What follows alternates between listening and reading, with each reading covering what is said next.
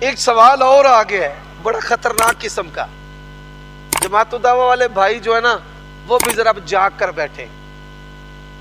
گزشتہ دنوں ایک ویڈیو وائرل ہوئی ہے جس میں جناب طلحہ سعید صاحب، حافظ سعید صاحب کے بیٹے طلحہ سعید صاحب، وہ بھی لبیک لبیک یا رسول اللہ پر ہاتھ لہراتے ہوئے نظر آ رہے ہیں ایسے ایسے.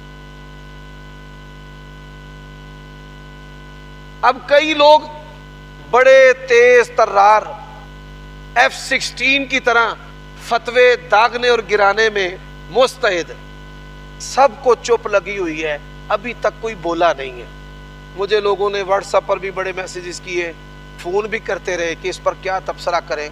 آپ یہ بات جانتے ہیں کہ تکفیر کرنا اور فتوے لگانا ہمارا منہج ہی نہیں ہے، لیکن اسٹیبلشمنٹ کے زیر اثر جو بھی سیاست کرے گا وہ ایسی غلطیاں کرے گا.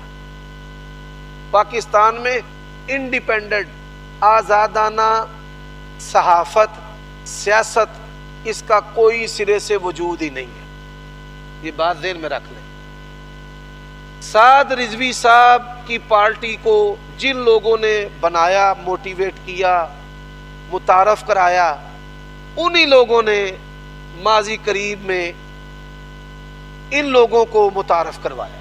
تو وہ ایسی غلطیاں کرتے رہتے ہیں. لیکن یہاں پر میں ایک بات کرنا چاہتا ہوں، جناب مفتی عبدالرحمن عابد صاحب حفظہ اللہ، ان کی خدمت میں کسی کی ماں کا برا ذکر کیے بغیر، اس کے دودھ کا برا ذکر کیے بغیر، اس پر تان کیے بغیر، ایک ہوتا ہے کسی فرقے کا عالم کہ میں نے بس بھائی اہل حدیث کی حمایت میں ہی بات کرنی ہے، مجھے کسی سے کوئی سروکار نہیں، یہ ہوتا ہے فرقے کا عالم. ایک ہوتا ہے امت کا عالم. امت کا عالم وہ نہیں پرواہ کرتا اپنی بھی جماعت کی، اس کو اپنے نفس کے جماعت کے خلاف بھی بات کرنا پڑے تو وہ کر دیتا ہے. وہ بات کرتا ہے کتاب اللہ کی، سنت رسول کی، سلف صالحین کی، صحابہ کرام رضوان اللہ علیہ مجمعین کی. 9-10 محرم کے روزے کی بات تھی تو شیخ جو ہیں وہ جلال میں آ گئے، کوئی نہیں وہ بڑے ہیں.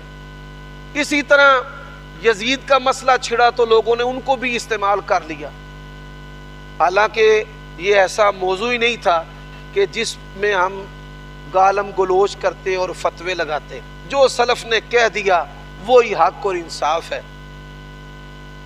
اب یہ موقع ہے کہ وہ مسئلہ توحید میں سامنے آ کر کے طلحہ سعید صاحب ان کے عمل پر روشنی پیش کریں.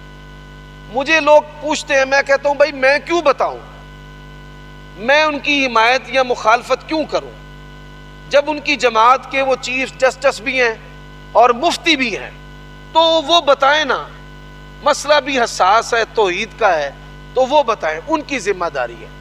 اب اگر وہ بتائیں گے تو وہ ثابت کر دیں گے کہ اللہ کی توفیق سے وہ عالم ربانی ہے، اور اگر وہ خاموشی اختیار کرتے ہیں تو ہمارا پھر بھی ان کے بارے میں حسن ظنی ہے. یہ بات تو پکی ہے کہ وہ اپنی جماعت کے مفتی، اس میں تو کوئی شک نہیں. اور یہ 34 علماء کی جو لجنہ ہے یہ ماشاءاللہ خاموش ہے. کیا لجنہ اور کون سی لجنہ؟ وہ ایک قصہ پارینہ ہے. ذاتی دشمنی کے لیے انسان جب ایسی چیزیں اختیار کرتا ہے، یہ بات یاد رکھ لیں، اللہ تعالیٰ اس بندے کو تب تک موت نہیں دے گا جب تک وہ اس گناہ کے اندر ملوث نہ ہو جائے. درگزر سے اللہ تعالیٰ انسان کی عزت جو ہے وہ زیادہ کر دیتا ہے. اتنا کچھ ہونے کے بعد کیا ایک بندے کو بھی وہ میری دعوت سے یا یہاں خطبہ جمعہ سننے سے یا میرے پیچھے نماز پڑھنے سے یا میرے ساتھ مالی کنٹریبیوٹ کرنے سے وہ ہٹا سکے؟ اللہ تعالیٰ کا یہ فضل ہے. میں اللہ کے کامل کلمات کے ساتھ مخلوق کے شر سے اللہ کی پناہ طلب کرتا ہوں.